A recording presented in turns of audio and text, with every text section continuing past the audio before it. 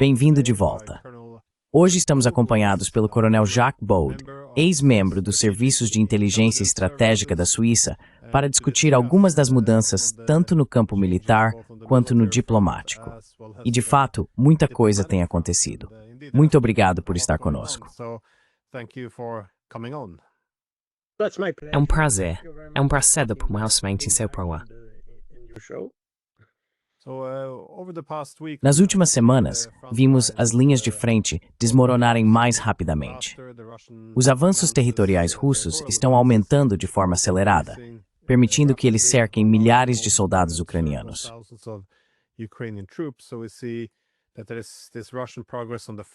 Então vemos que há progresso russo nas linhas de frente. Por um tempo, parecia que o caminho diplomático estava morto, mas talvez para evitar muita atenção pública, as negociações continuaram a portas fechadas, pelo menos entre os americanos e os russos. Agora parece que eles chegaram a um consenso sobre o formato básico de como a paz deve ser. Como você interpreta esse acordo de paz? Imagino que também tenha sido uma surpresa para você.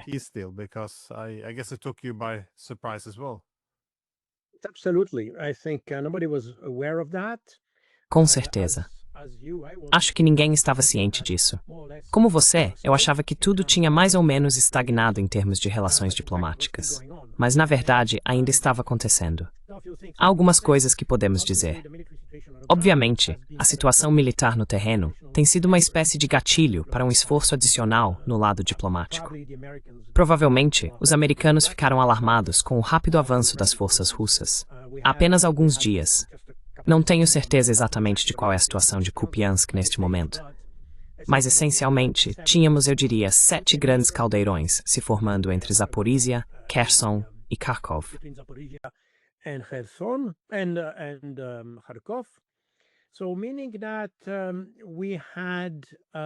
Isso significa que tínhamos, digamos, a perspectiva de vitórias do lado russo e nenhuma perspectiva de qualquer capacidade de recuperar território ou, digamos, alcançar algum tipo de sucesso tático, ou mesmo no nível operacional por parte do lado ucraniano. E acho que essa é a parte mais preocupante, porque, obviamente, os soldados ucranianos lutaram o melhor que puderam com o que tinham, bravamente. Mas o problema é que o exército ucraniano não tem capacidade de resgatar soldados quando estão cercados, nem de recuperar o território que foi perdido. Então vemos que estamos chegando ao ponto sobre o qual, na verdade, já havíamos alertado meses atrás, que os ucranianos carecem de capacidade de manobra, eu diria, dentro das forças armadas.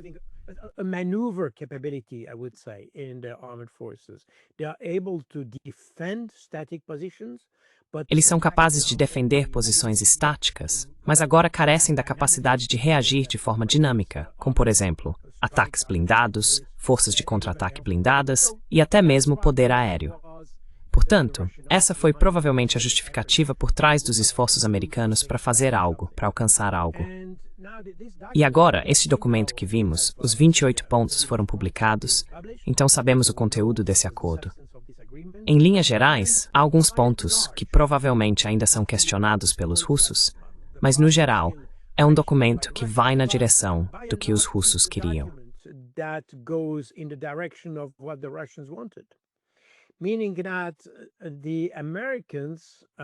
Isso significa que os americanos, considerando que esse documento foi discutido entre a Rússia e uma pequena equipe nos Estados Unidos com Kirill Dmitriev, o enviado especial de Vladimir Putin, entendem que há pelo menos algum tipo de acordo do lado russo. Provavelmente não totalmente, mas ao menos em certa medida. Porque, novamente, quando se discute um acordo desse tipo, e eu já fiz isso muitas vezes, ambas as partes precisam chegar a algum tipo de compromisso. E um compromisso significa que você não obtém exatamente o que quer. É preciso ceder algo ao outro lado.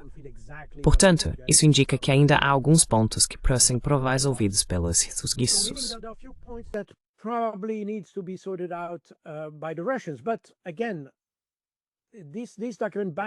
Mas, novamente, este documento, em grande parte, vai muito na direção dos russos.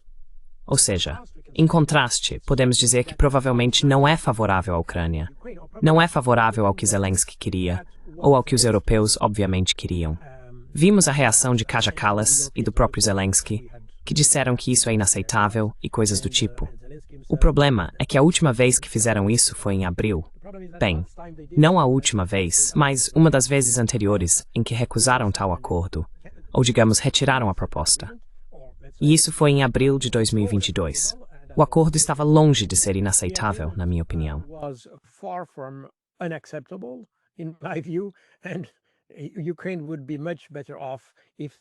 A Ucrânia teria ficado muito melhor se tivesse aceitado, se os europeus não tivessem forçado a Ucrânia a retirar suas propostas. Então, agora estamos aqui. E eu acho que se a Ucrânia quisesse retirar disso, ou bem, não se trata exatamente de se retirar, porque não é uma proposta, mas se a Ucrânia não quiser ou recusar tal acordo, então a situação pode ficar ainda pior para a Ucrânia. Os russos, por sua vez, já têm a experiência de acordos anteriores que não foram cumpridos pela Ucrânia e pelo Ocidente em geral. Portanto, eles continuarão lutando enquanto a Ucrânia não aceitar o acordo. Quanto mais tempo se espera, menos opções se tem, e pior a situação se torna.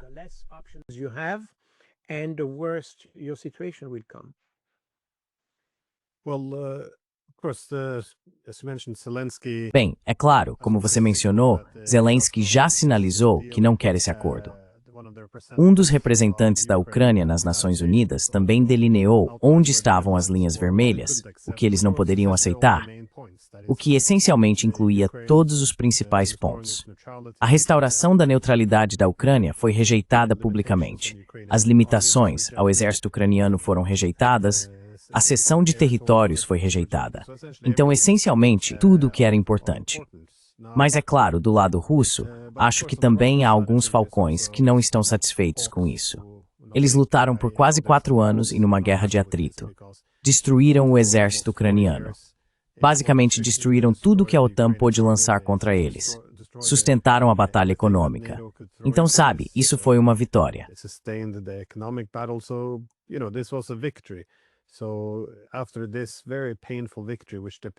Então, após essa vitória muito dolorosa, pela qual pagaram um preço alto, muitos gostariam de ver mais de seus objetivos alcançados, até mesmo na questão territorial, dado que há muito pouca confiança de que os ucranianos realmente cumpram esse acordo.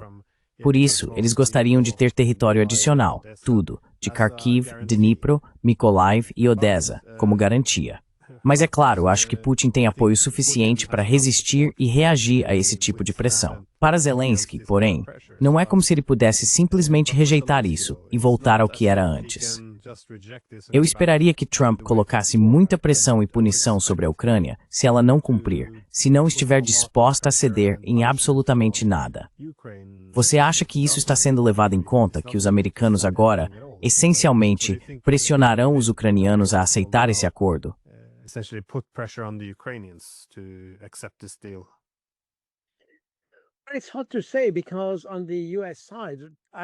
É difícil dizer, porque do lado dos Estados Unidos não tenho certeza se Trump tem liberdade total de ação nesse ponto. Ainda existem os neoconservadores pressionando. Na verdade, é a mesma coisa que acontece em Moscou. Os neoconservadores estão pressionando por mais guerra. Isso não é algo totalmente novo, é algo que já ouvimos muitas vezes na Europa.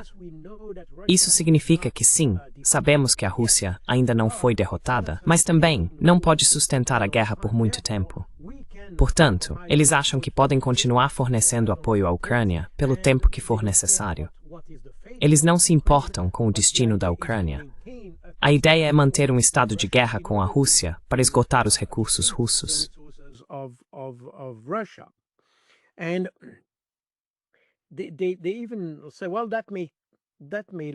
Eles até dizem que isso pode durar anos. Não tenho certeza se os europeus estão dispostos a fazer isso, porque eles têm uma economia com a qual se preocupar. Quero dizer, preciso ter cuidado aqui. Do lado europeu, há 2 aspectos. Há o lado racional, que diz que a economia provavelmente não pode sustentar muito mais ajuda à Ucrânia. Mas, por outro lado, se você ouvir os líderes europeus, eles não pensam de forma racional. Há uma espécie de irracionalidade na narrativa deles, na retórica que desenvolveram, especialmente muito recentemente.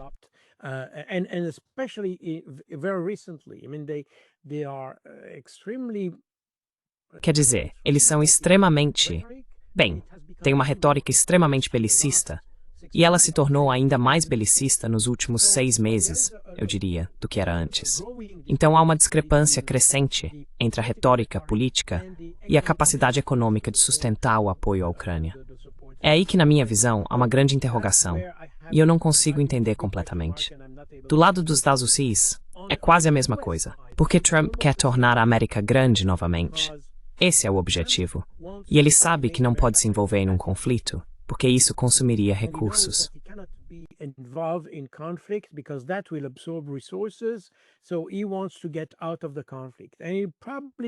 Então ele quer sair do conflito, e provavelmente está no caminho para conseguir isso.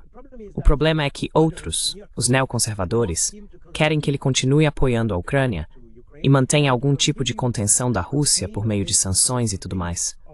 Ou seja, não tenho certeza se Trump tem, como disse antes, liberdade total de ação nesse ponto. Sobre a Rússia, concordo plenamente com você.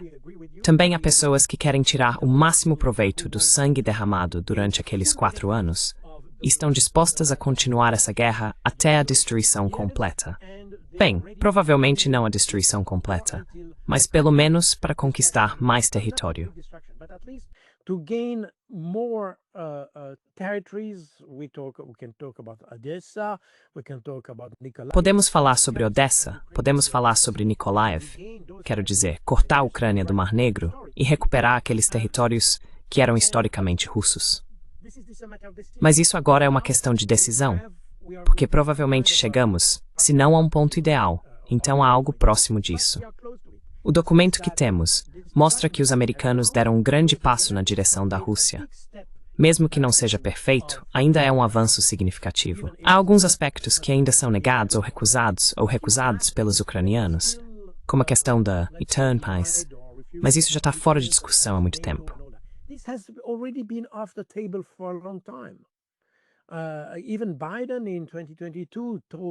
Mesmo o Biden, em 2022, disse a Zelensky que a Ucrânia não faria parte da OTAN. Então, se não faz parte da OTAN, a opção restante é a neutralidade, como afirmava a Constituição ucraniana de 1996. E isso provavelmente não é uma possibilidade absurda ou completamente irrealista para a Ucrânia. Mais uma vez, acho que ninguém quer correr o risco de se envolver em um conflito com a Rússia.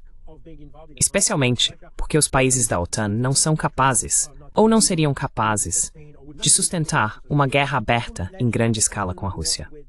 Portanto, em relação à questão da OTAN, apesar de todas as objeções da Ucrânia, acho que eles precisam entender que isso já está fora de cogitação.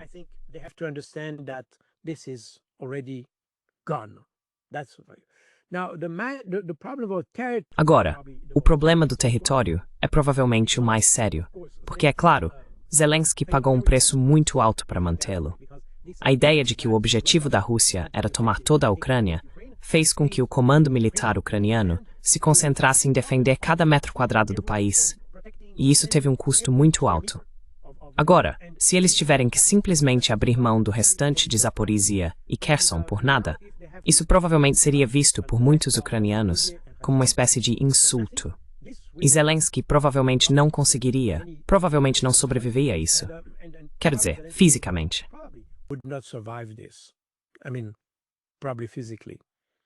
Eu não sei. Mas isso é algo em que ele provavelmente pensa. Então agora estamos em uma situação em que todos têm algo a perder com o desacordo. E todos têm algo a ganhar com o desacordo. O problema é encontrar o equilíbrio entre o que se perde e o que se ganha. Ou seja, estamos chegando a algum tipo de ponto ótimo. Eu costumava ser assessor do Ministério das Relações Exteriores na Suíça, e costumávamos dizer que um bom acordo é aquele em que ambas as partes ficam insatisfeitas com ele. E provavelmente estamos nessa situação agora. Quero dizer, novamente, não vi uma reação oficial dos russos sobre esse documento. Vimos a reação ucraniana e europeia. Foi simplesmente não, 100% não. Então não há fundamento, não há substância. Do lado russo, não vi nada. On the Russian side, I haven't seen anything, but I can understand that you will have objection from. Mas eu entendo que você terá objeções de ambos os lados. E isso provavelmente é um sinal de que o acordo não é tão ruim assim. provavelmente será preciso ajustar alguns pontos e discutir algumas questões, e obviamente, nem os russos nem os ucranianos ficarão totalmente satisfeitos. Mas isso provavelmente é um sinal de que pode ser uma solução de longo prazo. De novo, eu não sei. Cabe às partes decidir. Mas também precisamos entender que esse documento foi claramente elaborado por iniciativa do governo Trump, de alguma forma, o que significa que, neste momento, a Rússia está se beneficiando de uma certa boa vontade dos Estados Unidos. E se os russos negarem ou recusarem completamente esse acordo, talvez não contem com a mesma boa vontade do lado americano no futuro.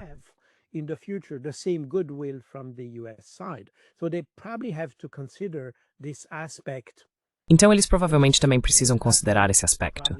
E isso pode acrescentar algum peso a uma decisão em uma direção ou outra.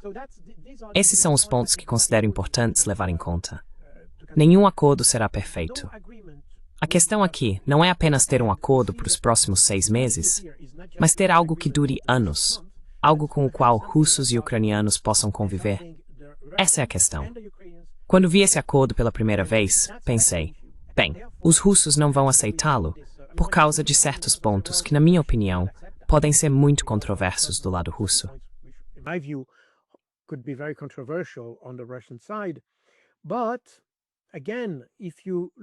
Mas, novamente, se você olhar a longo prazo e disser, bem, se aceitarmos isso, alguns pequenos problemas ou pontos que não nos satisfazem completamente, mas que podem oferecer uma solução duradoura, então provavelmente há alguns compromissos aqui. E mais uma vez, quando se negocia uma situação tão complexa para o longo prazo, especialmente com o clima que temos agora na Europa, que é totalmente contrário a qualquer tipo de acordo, porque, se você ouvir Kaja Kallas, os europeus não apresentaram nenhuma solução real para esse conflito. Zero. Eles apenas promoveram a ideia de fornecer novas armas e coisas do tipo, mas só isso. Diplomaticamente, não fizeram nada, porque não querem fazer nada.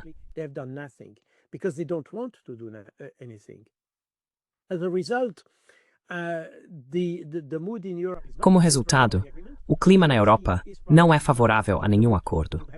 Zelensky provavelmente também não está disposto a um acordo, provavelmente por causa das pressões internas no país neste momento. Podemos ver a turbulência política em Kiev.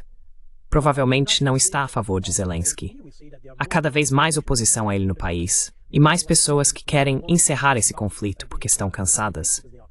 Existe uma espécie de fadiga em relação a toda essa situação. Aliás, vemos isso também na Rússia.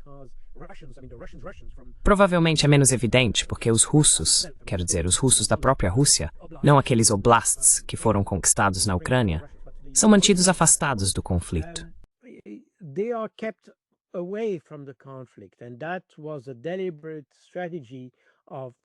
E essa foi uma estratégia deliberada do governo para manter a vida o mais normal possível, para evitar que as pessoas, como dizer, sofressem com o conflito de várias maneiras. Então você vê isso nas lojas e em tudo mais. Basicamente, a vida segue como de costume. Portanto, as pessoas não são diretamente afetadas pelo conflito. Mas se você olhar as pesquisas, especialmente as do Centro Levada, que aliás é considerado um agente estrangeiro pela Rússia, eles publicam uma pesquisa mensal sobre as percepções do conflito. Essas são informações muito interessantes, porque desde o início dessa operação militar especial, eles fazem às pessoas as mesmas perguntas todos os meses.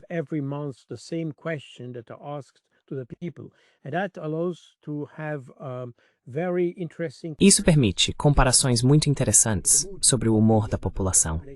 É possível ver que a operação militar especial ainda conta com amplo apoio na Rússia, algo em torno de 75% ou 76% de apoio. Mas, ao mesmo tempo, há um número crescente de pessoas que defendem uma solução negociada para o conflito. Recentemente, apenas no último mês, em outubro, a disposição para negociar diminuiu um pouco. Mas, no geral, ainda há um interesse ou uma disposição mais ampla em alcançar uma solução negociada. Portanto, de ambos os lados, mesmo que seja mais forte na Ucrânia do que na Rússia, é possível perceber uma espécie de fadiga, o que é compreensível, aliás. which is understandable, by the way. Meaning that this comes also into addition. Isso significa que isso também entra em jogo quando se avaliam os prós e contras de aceitar ou não esse tipo de acordo. E isso afetará ambos os lados. Então eu acho que, novamente, não posso dizer o que os russos decidirão. Os ucranianos provavelmente precisam refletir sobre essa proposta antes de dar um não definitivo. Os russos, com toda certeza, vão pensar muito seriamente sobre isso e provavelmente serão mais claros em alguns dias quando tivermos a resposta. Quero dizer, a avaliação real do governo russo sobre o assunto. Portanto, mais uma vez, acho que tudo está em aberto neste momento. E eu diria que os europeus provavelmente também precisam pensar sobre isso, porque não tenho certeza se eles podem obter mais do que o que está nesse documento. Essa é a minha opinião pessoal. What you have in this document. That's my personal view. Well, you mentioned that in a good compromise. Bem, você mencionou que em um bom compromisso, nenhum dos lados ficará completamente satisfeito. Mas, obviamente, esse acordo está inclinado a beneficiar a Rússia. Por outro lado, acordos de paz devem refletir a realidade. Não dá para a Rússia vencer a guerra e, de alguma forma, encontrar um ponto exatamente no meio. Quero dizer, para Kaja Kallas, e bem, para o tipo de pessoa dela. Ela fez o comentário de que a Rússia é a agressora e a Ucrânia é a vítima. Então isso não é justo, que a Ucrânia deveria poder ditar os termos. Quero dizer, é uma visão muito... Bem, mesmo que se aceite o argumento de que a Rússia é simplesmente a agressora, ainda é uma forma muito normativa de enxergar o mundo, em vez de como ele realmente é. Mas ele mencionou que isso é por muitos motivos controverso do lado russo. This is for many reasons controversial on the Russian side. I guess one area I picked up. Uma área que me chamou a atenção foi que neste plano principal, o conflito agora é enquadrado como uma guerra entre Ucrânia e Rússia. Um dos problemas com esse enquadramento é que muitas das suposições partem da ideia de que a OTAN pode atuar simplesmente como garantidora, em vez de ser uma das partes participantes do conflito. Por exemplo, o acordo permite que a OTAN acumule grandes quantidades de armas de longo alcance, que poderiam ser armazenadas na Polônia e enviadas diretamente para a Ucrânia, caso a Rússia inicie uma guerra.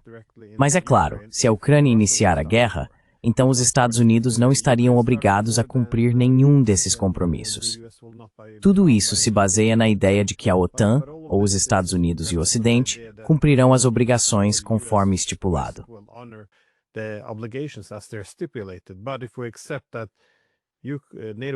Mas se aceitarmos que a OTAN faz parte do conflito, se eu estivesse em Moscou, eu ficaria preocupado, porque agora a OTAN poderia, no futuro, se decidir pressionar a Rússia, sempre ativar a frente ucraniana, ou seja, desencadear outra guerra, e então simplesmente enviar centenas, se não milhares, de mísseis de longo alcance para a Ucrânia, trazendo devastação à Rússia. Então, sabe, há muitas dessas questões que seriam motivo de preocupação, que provavelmente, ou talvez, poderiam ter sido tratadas de uma forma melhor se a OTAN fosse reconhecida como participante aqui. Mas, de qualquer forma, acho que eu queria te perguntar, quais são essas questões controversas do lado russo às quais você se referiu?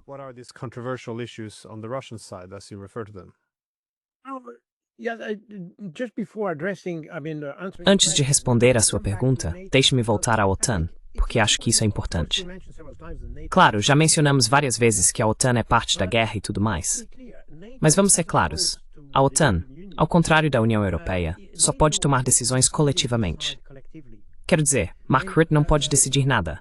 Ele não tem poder. Ele é apenas um secretário-geral. Essencialmente, na OTAN, quem decide são os Estados Unidos. Portanto, faz sentido não incluir a OTAN na discussão. É como a ONU, basicamente. A própria ONU não pode decidir. Quem decide é o Conselho de Segurança, onde estão os Estados Unidos e os 5 membros permanentes. Mas a ONU, como organização, tem uma capacidade de decisão muito limitada. É o mesmo com a OTAN. Na verdade, deveríamos estar falando dos países da OTAN. We should more talk about NATO countries. NATO is mentioned in this document because obviously A OTAN é mencionada nesse documento porque, obviamente, esse termo descreve coletivamente todos os parceiros europeus da OTAN, quero dizer, os aliados europeus da OTAN. E essa é uma forma de a Rússia se dirigir a todos eles de uma só vez. Mas no fim das contas, se houver mísseis ou coisas do tipo, os Estados Unidos estarão envolvidos. É por isso que provavelmente é bom manter os Estados na equação. Quero dizer, bom ou ruim, depende de como se vê. Ainda assim, acho que os Estados US, na fase final deste conflito, são o único país que demonstrou algum tipo de racionalidade. Não tenho certeza se é totalmente racional, mas há alguma racionalidade ali. E isso provavelmente é bom, porque quando se trata de mísseis, aqueles mísseis antibalísticos que temos na Polônia e na Romênia, eles têm capacidade de uso duplo. Which are dual use capable. I mean, they can be anti-ballistic or ballistic. Quer dizer, eles podem ser antibalísticos ou balísticos. Esses mísseis são americanos. Então, na verdade, se houver um acordo entre a Rússia e os Estados Unidos, isso já é suficiente, em essência. E essa é a diferença em relação à Comissão Europeia, porque a Comissão Europeia, ou melhor, a União Europeia, pode decidir. Quero dizer, Ursula von der Leyen pode tomar uma decisão, enquanto, por outro lado, o seu equivalente, ou meio equivalente, Mark Rutte, não pode.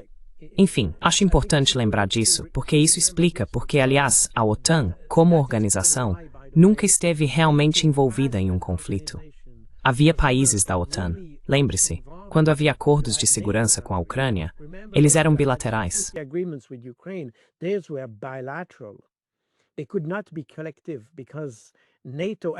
Eles não poderiam ser coletivos, porque a OTAN, mesmo que em todos esses acordos bilaterais estejam incluídos todos os países da OTAN, em essência, não pode se envolver como organização. No fim das contas, quem decide são os Estados Unidos. Enquanto isso, com acordos bilaterais, cada país pode decidir de forma independente. E isso, aliás, também mostra porque a OTAN, em algum momento, deveria ser mais independente.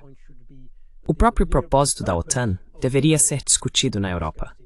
Por um lado, essa é a força da OTAN, porque coloca todos os países sob o guarda-chuva nuclear dos Estados Unidos. Mas também é uma fraqueza no sentido de que essa estrutura, a OTAN como mecanismo, não é adequada para resolver conflitos como o da Ucrânia. Ela nunca foi projetada para isso. It has never been designed for this. And we could see, by the way, that it was even very weak. E nós pudemos ver, aliás, que era algo muito fraco, até mesmo no Afeganistão. Claro, havia países da OTAN envolvidos lá, mas a estrutura de comando e tudo mais não é adaptada para a guerra, especialmente sob condições de guerra nuclear. Mas de qualquer forma, esse é um aspecto. Voltando à sua pergunta, acho que algo que realmente me chamou a atenção foi o uso dos ativos congelados como exemplo, porque está claramente estabelecido no acordo que esses ativos seriam usados para a reconstrução da Ucrânia. Então não tenho certeza se isso é algo que os russos aceitariam, porque antes de tudo, esses são bens que pertencem ao povo russo, não aqueles que elaboraram o acordo. Esse é o primeiro ponto.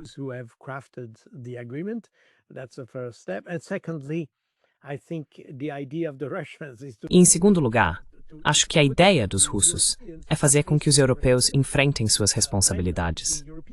Quando os europeus pediram a Zelensky que trocasse paz por apoio pelo tempo que for necessário, eles assumiram essa responsabilidade. E acredito que os russos deixam muito claro que essa responsabilidade deve ser assumida por aqueles que de fato criaram o problema. Porque em abril de 2022, a proposta de Zelensky foi quase aceita pelos russos. Estava praticamente assinada, e os europeus pediram a Zelensky que a retirasse. Se Zelensky tivesse mantido sua proposta, não estaríamos tendo essa discussão hoje. A Ucrânia estaria igual ao que era então, com algumas discussões ainda pendentes sobre Donbass e a Crimeia.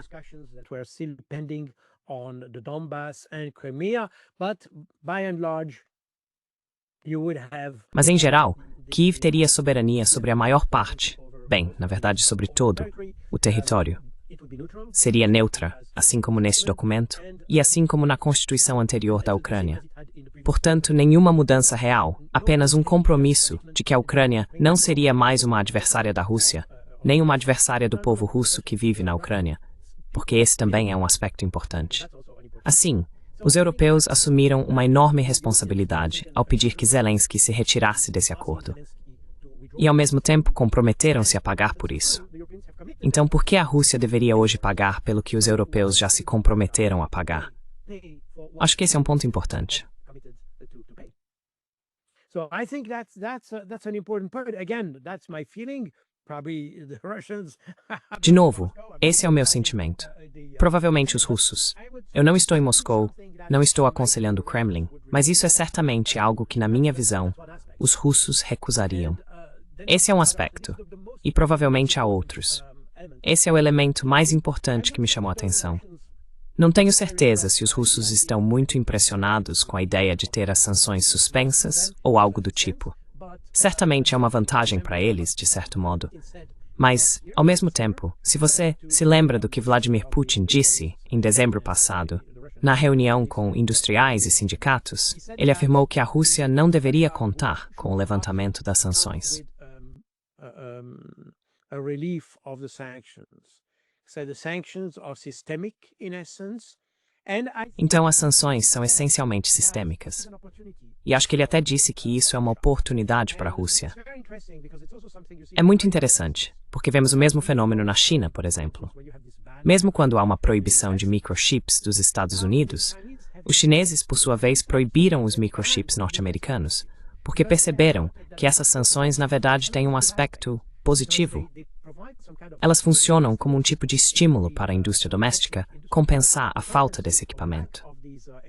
Portanto, na verdade, as sanções provavelmente são uma forma de impulsionar certas partes da economia.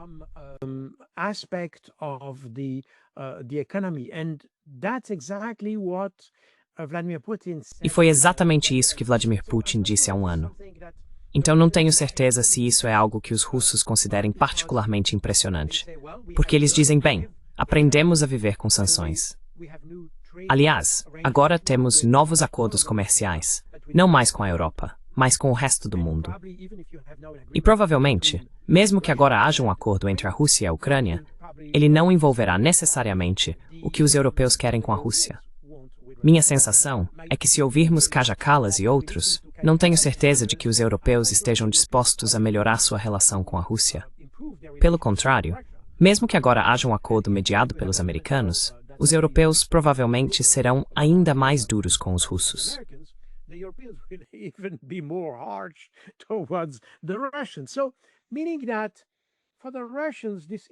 Ou seja, para os russos, essa questão das sanções provavelmente não é um incentivo. Eles já vivem sem elas.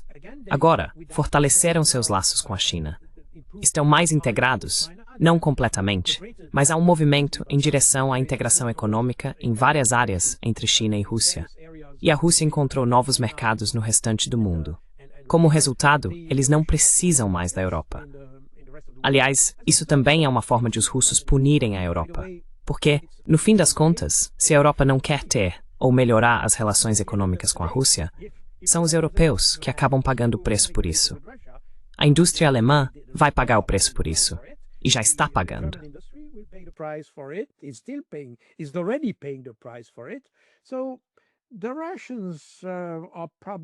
Então os russos provavelmente não estão com pressa de retomar os laços econômicos tradicionais com a Europa. Agora os europeus quiseram agravar o conflito. Bem, agora vão pagar o preço por isso. Então, novamente, todos esses elementos, na minha visão, são coisas que os russos podem dizer, bem, nós não precisamos necessariamente disso. E, mais uma vez, isso está mais na área da economia, onde vejo que a Rússia pode não demonstrar muito entusiasmo. Posso estar errado. Provavelmente é apenas a minha percepção. Mas isso é algo porque, se você lê o texto, dá para ver que até os Estados Unidos tentaram usar aqueles ativos congelados para desenvolver indústrias dentro do próprio país. Então é o MAGA. O MAGA está voltando no acordo. Mas isso é lógico. Quero dizer, os americanos estão intermediando esse acordo. Então querem tirar algum benefício disso.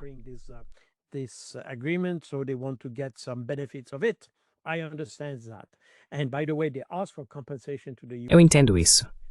E a propósito, eles pediram compensação aos Estados Unidos. Então vemos que os Estados Unidos não são completamente inocentes nesse conflito. Eles também querem extrair algum benefício para si mesmos.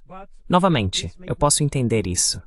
Mas isso pode não ser um incentivo para os russos fazerem isso. Eles não precisam disso. E provavelmente podem viver sem. Então agora a alternativa é, claro, dizer: bem, não estamos satisfeitos com este acordo. Vamos continuar lutando por um tempo e, por favor, estudem-no mais. Quero dizer, podemos refazer o acordo, repensá-lo à luz do que está acontecendo no terreno. E provavelmente os americanos serão forçados a modificar algumas cláusulas do acordo. Novamente, eu não sei.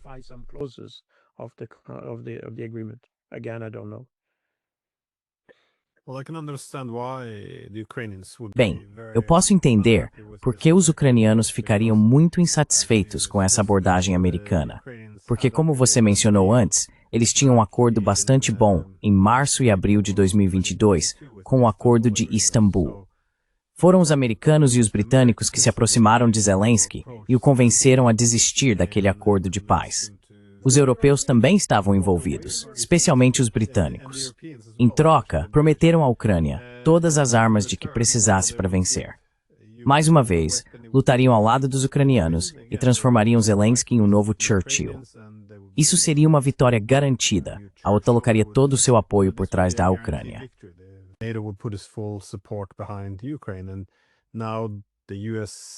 E agora os Estados Unidos parecem preparados para colocar muita pressão sobre a Ucrânia, quase como uma punição, se ela não aceitar esse acordo de paz, que é realmente terrível, especialmente em comparação com o que a Ucrânia poderia ter alcançado em Istambul se não tivesse cedido a toda aquela pressão americana. Só sobre as sanções, porém, você mencionou que os russos podem vê-las como uma oportunidade. Mas Putin também fez um comentário aos americanos, porque eles também gostariam de se livrar das sanções, como você disse. Putin afirmou que a Rússia não abandonou o dólar americano nem os bancos dos Estados Unidos.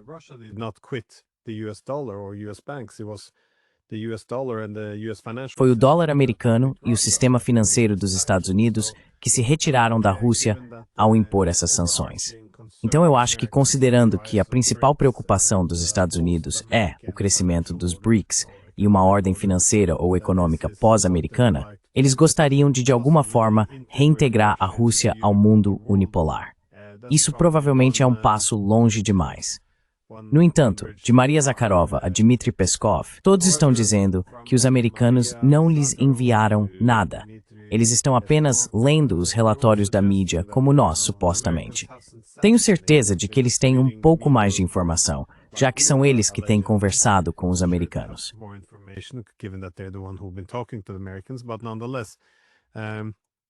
Mas ainda assim, parece que o raciocínio pode ser que, mesmo que tenham preocupações, eles realmente não precisam levantá-las ainda.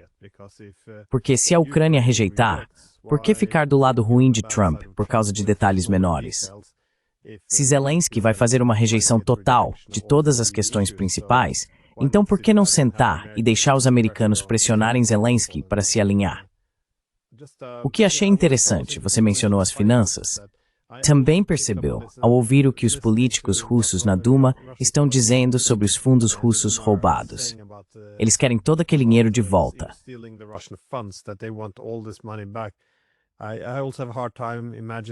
Também acho difícil imaginar que eles estariam dispostos não apenas a ceder o dinheiro, mas essencialmente entregá-lo à Ucrânia. É difícil de acreditar. Por outro lado, pode-se dizer que, como os americanos não reconhecerão Zaporizhia e Kherson como russas, é possível que esses fundos para reconstruir a Ucrânia representem o lado russo desse acordo, especialmente considerando que o campo de batalha está do lado russo, ou seja, o território tomado pela Rússia é onde ocorreu a maior parte dos danos. Presumo que esse seria o compromisso natural. A Rússia ajudaria a reconstruir os territórios que tomou, e os europeus pagariam pela outra parte das novas fronteiras.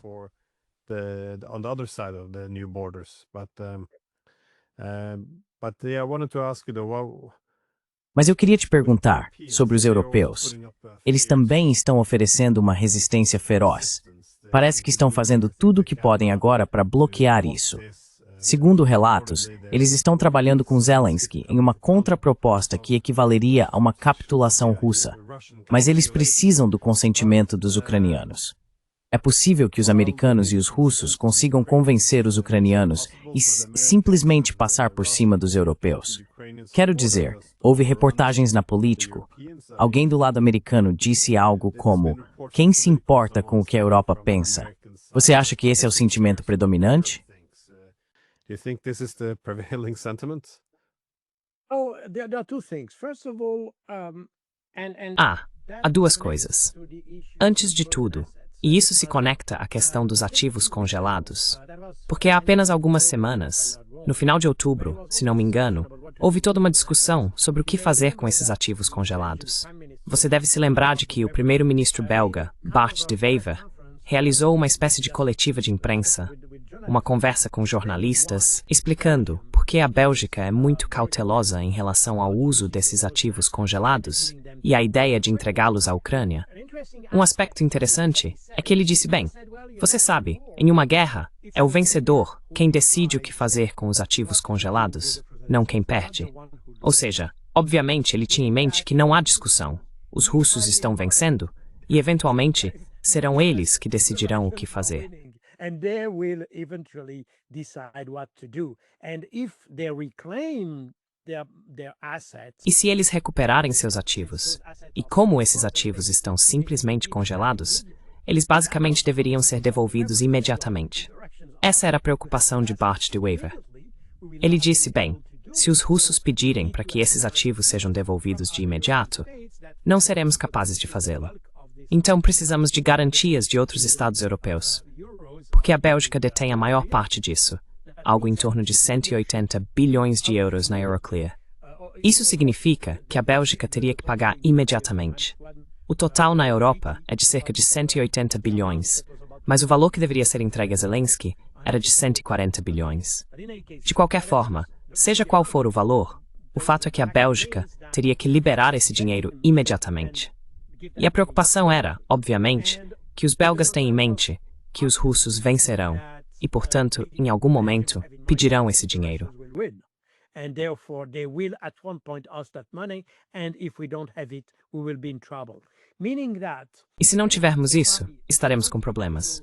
Ou seja, apesar da retórica oficial de que os russos devem ser derrotados, blá blá blá, a realidade é, acredito eu, que nos bastidores ninguém tem ilusões sobre o que está acontecendo. Todos entendem que quanto mais esse conflito durar, pior será a situação para a Ucrânia. E, portanto, provavelmente há necessidade de fazer algo. Agora, toda a questão da fórmula de Zelensky. A fórmula de 10 pontos que ele apresentou em novembro de 2022, discutida em várias reuniões no ano passado, e até a famosa conferência na Suíça, em Bürgenstock, era que eles precisavam reduzir esses 10 pontos a 3, porque os outros 7 eram totalmente inaceitáveis. The 7 others were totally unacceptable. So, but the Europeans are still. Mas os europeus ainda estão pensando em termos desse acordo de 10 pontos. Aliás, isso é um subproduto da fórmula de 10 pontos apresentada pela delegação ucraniana em março, em Istambul, e novamente em junho. Você deve se lembrar de que os russos vieram com uma espécie de memorando que, na verdade, descreve a proposta de Putin de junho de 2024, mas com mais detalhes. E os ucranianos voltaram com uma solução que fica no meio do caminho, entre o plano de Keith Kellogg e a fórmula de 10 pontos. Então, os europeus ainda estão pensando nessa fórmula, porque, essencialmente, como você bem disse, ela exige a capitulação da Rússia. Mas esse é o discurso oficial. And but that's the official language. That's Kaja Kallas. That's the what you say. Essa é a Kaja Kallas. É o que dizem na imprensa. Mas na realidade, acho que todos entendem que as coisas não vão se desenrolar assim e que a Ucrânia está basicamente destinada à derrota. O problema é, como podemos tornar essa derrota mais fácil de a Ucrânia aceitar e apoiar? Acho que é isso que está acontecendo nos bastidores. Mas, novamente, como os europeus não querem se contradizer, continuam a se apegar à retórica oficial de que não pode haver compromisso, de que a Rússia deve pagar e assim por diante. Exatamente o que Kaja Kallas disse. Há um agressor e há uma vítima. Mais uma vez, isso é algo que a história vai julgar. Mas na minha visão, esse é um argumento que não é compartilhado pelos russos. This is an argument that is not shared by the Russians.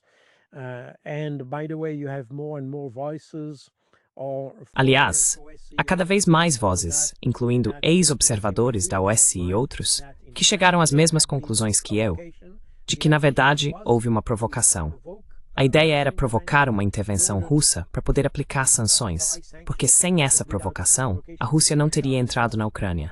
E se eles não tivessem entrado na Ucrânia, não seria possível aplicar as sanções, nem derrotar a Rússia. Porque a ideia naquele momento era que a economia russa era tão fraca que com sanções massivas aplicadas em um período muito curto, isso isolaria a Rússia e faria todo o sistema entrar em colapso.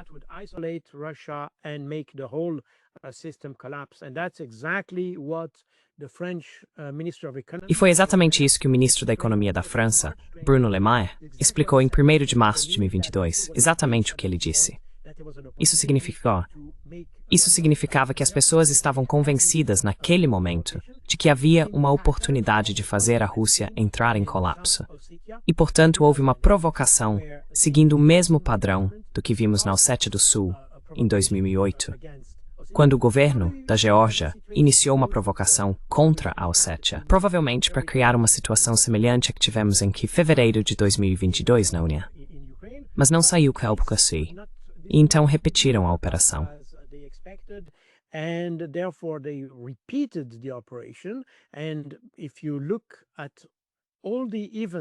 E se você observar todos os eventos que precederam a intervenção russa na Ucrânia, verá que é muito semelhante ao que aconteceu na Geórgia.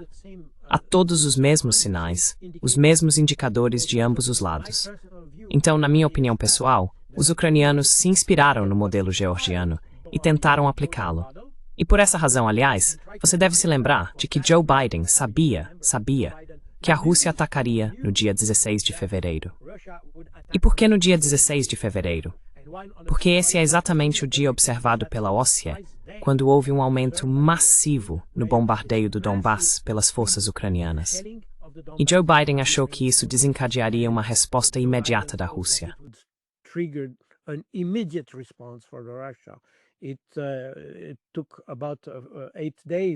Levou cerca de 8 dias até que a Rússia decidisse intervir. Mas é interessante notar que Joe Biden, apenas alguns dias antes de 16 de fevereiro, disse que sabia que os russos atacariam no dia 16. Isso significa que, e novamente não quero voltar àquela famosa entrevista com Alexei Arestovich, de 18 de março de 2019, ela na verdade descreveu todo o processo que se desenrolaria em 2022. De fato, mesmo nessa entrevista, 3 anos antes, Arestovich disse que o conflito provavelmente ocorreria no final de 2021 ou início de 2022, o que significa que foi uma provocação. E, portanto, o que os europeus dizem hoje, e o que Kaja Kallas diz, é obviamente a retórica oficial disso.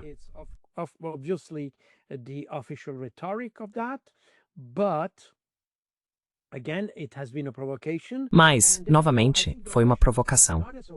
E, portanto, acho que os russos, independentemente do que as pessoas na Europa possam pensar, se foi uma provocação real ou não, estão convencidos de que foram provocados a realizar essa operação.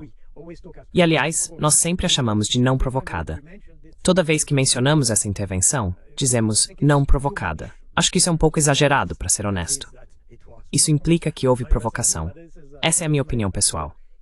De qualquer forma, a retórica dos europeus continua sendo apenas retórica, e não tenho certeza de que será sustentada pelos fatos por muito tempo.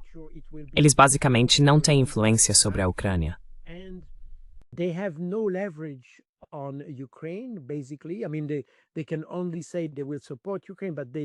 Quer dizer, eles só podem dizer que vão apoiar a Ucrânia, mas nem sequer têm os meios para isso. Na verdade, o que vimos nos últimos, digamos, 2 meses, todos esses drones e os vários pseudo-ataques, foi realmente uma forma de manter a atenção voltada para a Ucrânia, de manter os americanos focados, talvez até de provocar uma resposta mais forte deles para continuar apoiando a Ucrânia. Lembre-se, tivemos todos aqueles incidentes com drones na Polônia e assim por diante.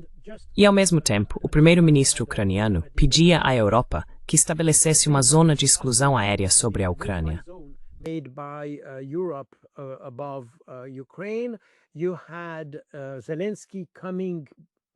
Zelensky trouxe à tona a questão dos mísseis Tomahawk, algo que ele já havia mencionado antes. Mas em outubro, ele se posicionou de forma muito mais enfática sobre isso. Isso se baseava em todas essas supostas provocações dos russos. E como os europeus não têm os meios para fazer isso, precisavam de um envolvimento mais substancial dos Estados Unidos. O problema é que Trump não quer isso, então eles tiveram que encontrar uma maneira de pressionar os Estados Unidos a mudar sua política e continuar envolvidos no conflito ucraniano. Agora, isso não deu certo. E por essa razão, estamos em uma situação em que os europeus estão impotentes.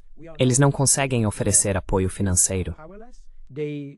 They cannot support financially, they cannot support militarily. Eles não podem oferecer apoio militar. Eles não podem apoiar a Ucrânia com equipamentos. E, portanto, apesar de toda a retórica, acho que os europeus serão forçados a admitir que a situação não favorece a Ucrânia, apesar da narrativa oficial. Em algum momento, eles terão que obedecer, eu diria, aos Estados Unidos. É muito significativo que em toda a discussão que tivemos, como você bem disse no início, tudo tem acontecido nos bastidores e coisas do tipo. Ainda assim, os Estados Unidos e a Rússia estavam conversando entre si, sem ucranianos, sem europeus. E isso significa que a Europa não tem peso algum em tudo isso. Aliás, não é surpreendente. Quero dizer, tivemos um problema este ano com o Irã. A Europa esteve ausente. Com a Palestina, a Europa esteve ausente. Europe was absent. I mean, with every issue, Europe is just... Quero dizer, em cada questão, a Europa só fala, mas não faz nada. Praticamente nada. E mesmo quando a Europa tem um problema com a China, Kaja Kallas vai à China. Sobre o que ela fala? Rússia, porque não há nada mais na cabeça dela, além do problema da Rússia. Como é possível trabalhar com essas pessoas? Quero dizer, a Europa se tornou irrelevante em toda essa questão. É irrelevante. Não apresentou nenhuma iniciativa. Claro, sob Biden, era o Biden. Mas com Trump, vimos várias ações. Não tenho certeza se todas foram muito inteligentes. Provavelmente bem desajeitadas de vez em quando. Mas pelo menos havia uma ideia, uma tentativa de resolver o problema de alguma forma, ou encontrar uma solução temporária para a Ucrânia. E novamente, podemos culpar os americanos. Podemos culpar o Trump por isso. The American can blame Trump for that, but at least they tried. Mas pelo menos eles tentaram, enquanto os europeus nem sequer tentaram fazer isso. Eles mantiveram a mesma retórica que tinham desde o início da crise e simplesmente se apegam a ela e param por aí. Não há nada além disso. Quero dizer, nenhum sinal de apaziguamento. E aliás, isso foi dito por Ursula von der Leyen durante seu discurso sobre o Estado da União Europeia, acho que foi em setembro de 2022, quando ela afirmou, sem apaziguamento, sem negociação com a Rússia. E eles mantiveram essa política. Então, hoje não há outra solução. Quero dizer, há duas possibilidades, a derrota da Ucrânia ou uma solução política. E como a Europa não quer uma solução política, estamos caminhando para a derrota da Ucrânia. Mas isso não é o que os Estados Unidos querem. Portanto, ainda temos uma solução política, mas sem a Europa. É muito simples.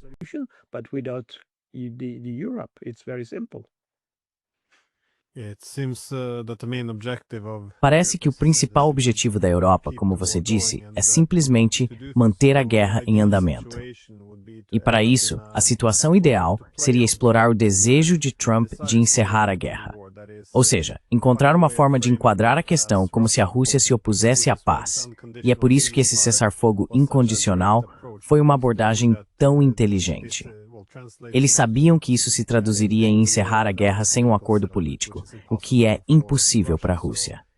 Assim, é uma boa maneira de fazer Trump pressionar a Rússia, deixar as relações se deteriorarem, e então Trump se tornaria um Biden 2.0, o que, em grande medida, parece ter acontecido.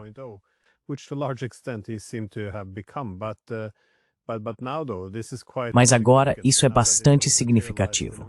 Agora que isso se materializou em um plano muito específico de 28 pontos, parece que desde que a Rússia não precise se opor a nada, porque os europeus e Zelensky já estão fazendo isso, eu acho que sim, podemos esperar que a campanha de pressão comece a vir dos Estados Unidos.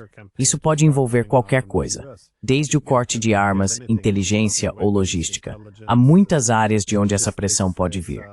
Então vai ser, Sim, fascinante ver como isso vai impactar a Ucrânia, porque isso está acontecendo, como você disse, em um momento tão crítico, agora que a Ucrânia está perdendo feio no campo de batalha.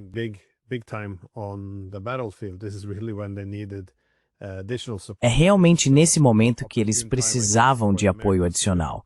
Então acho que este é um momento oportuno para os americanos exercerem pressão sobre eles. De qualquer forma, muito obrigado por dedicar seu tempo.